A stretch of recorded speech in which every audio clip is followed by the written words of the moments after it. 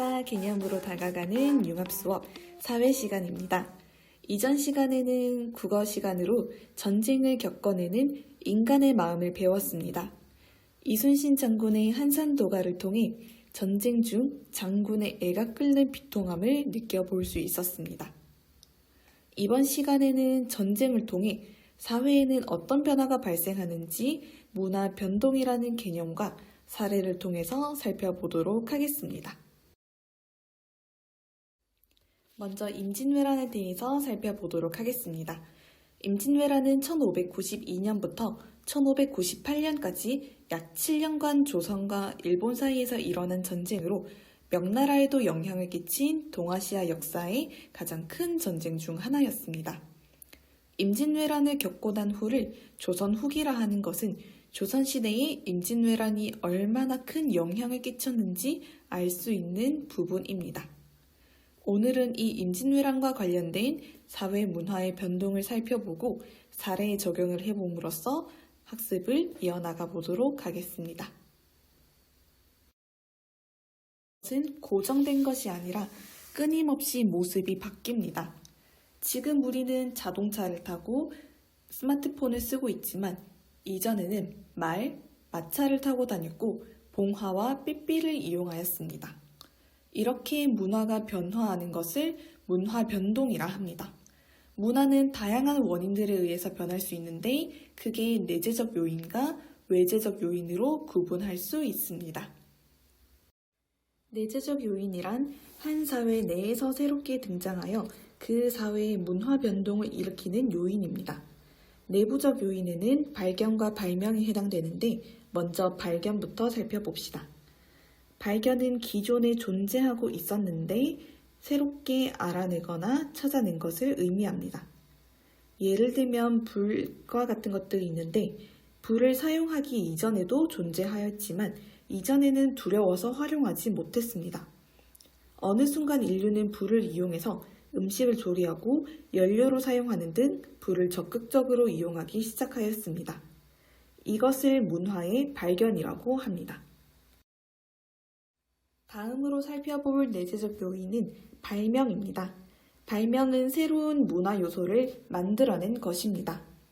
발명은 크게 1차적 발명과 2차적 발명으로 나누어 볼 수 있는데요.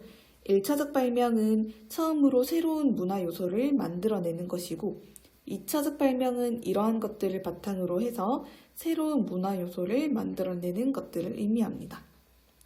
전쟁 중에 사용된 폭탄, 총알, 칼 등은 기존에 없었던 것들이므로 새롭게 만들어낸 것이라고 볼 수 있습니다. 2차적 발명 같은 경우에는 기존에 있던 활에 음악적 요소를 더해서 만든 현악기라고 볼 수 있겠습니다.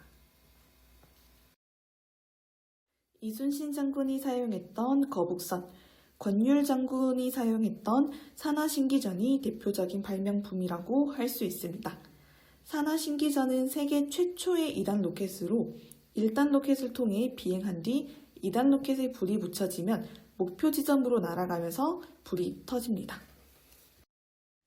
지금까지 발명의 사례로 물질적인 것들만 이야기했지만 관념이나 제도도 발명될 수 있습니다. 종교, 철학, 군사제도 등 기존에 없었던 것들도 새롭게 만들어내고 사회에 큰 변화를 줄 수 있다면 발명품에 해당됩니다. 임진왜란 이후에 경제적 안정과 재정을 확보하기 위해 새로운 경제제도가 만들어졌는데요.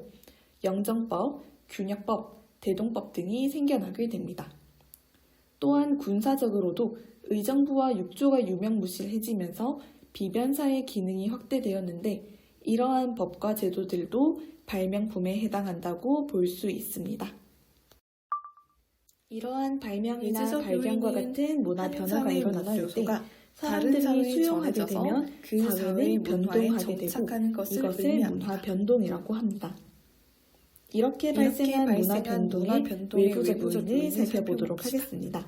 외재적 요인이란 다른 사회의 문화와 접촉하는 과정에서 문화 요소가 전해져 문화 변동을 초래하는 것입니다. 다른 말로는 전파라고도 불립니다. 전파라고도 불립니다. 먼저 직접 전파를 살펴보겠습니다.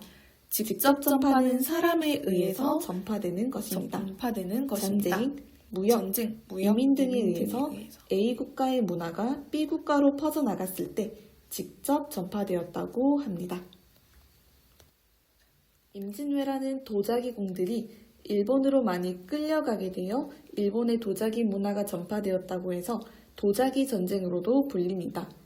임진왜란과 같은 전쟁을 통해서 어떤 문화 요소가 다른 문화 요소로 전해졌을 때 이것을 직접 전파라고 부릅니다. 간접 전파는 사람이 아닌 책, 인터넷, 라디오 등 매개체에 의해서 생겨나는 변화입니다. 난중일기와 같은 책이 다른 사회에 큰 변화를 일으킬 정도의 영향을 주었다면 간접 전파라고 볼 수 있습니다. 이외에도 현대사회에서 발전하고 있는 유튜브와 같은 영상도 간접 전파의 예시라고 볼 수 있습니다. 자극 전파는 전파된 문화 요소로부터 아이디어를 얻어 새로운 것이 발명된 것입니다. 대표적으로는 이두가 있는데요.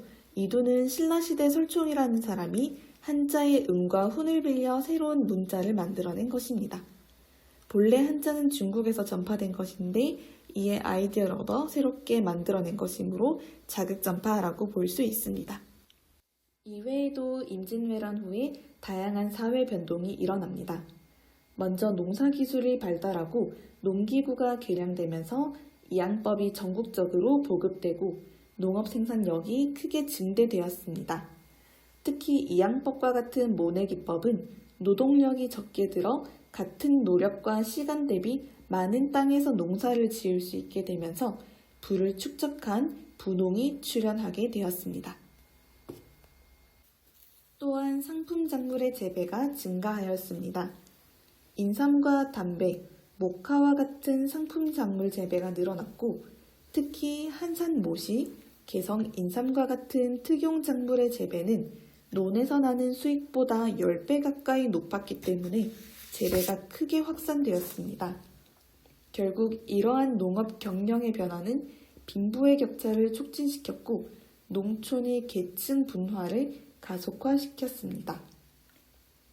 문화적으로 보았을 때는 작은 부분의 변화였지만 이런 문화들이 서로 유기적으로 영향을 주게 되면서 조선시대는 크게 변화하였고 이렇게 변화된 경제력에 의해서 자본주의에 싹이 트고 부를 축적한 사람들로 인해 신분제의 변동이 생기게 되는 문화 변동이 발생하기 시작합니다.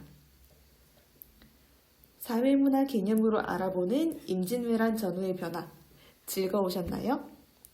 하나의 개념을 배우고 역사적 사례에 적용해보면서 사고의 근육을 키우는 시간이 되었기를 바랍니다. 다음에 또 만나요. 고생하셨습니다.